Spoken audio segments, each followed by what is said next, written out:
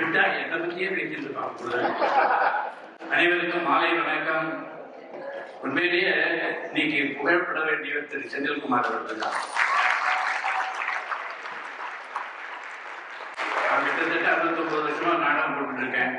ஆனா இது மாதிரி ஒரு டைமென்ஷன் கொண்டு வந்து பார்த்து போடுறதுக்கு எனக்கு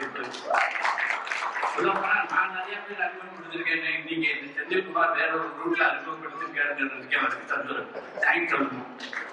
ஏன்னா நாடகத்துக்கு ஹிஸ்டாரிக்கல் அண்ட் சோசியல் ரெண்டையும் கம்பைன் பண்றது மாத்திரம் இல்லாம வீடியோ நான் ஏதோ கேமராலாம் வச்சு சொல்லிட்டு கிரீன் மேட்லாம் போட்டு எடுத்தாருன்னு பார்த்தா செல்போன் எடுத்தாருன்னு சொல்றாரு.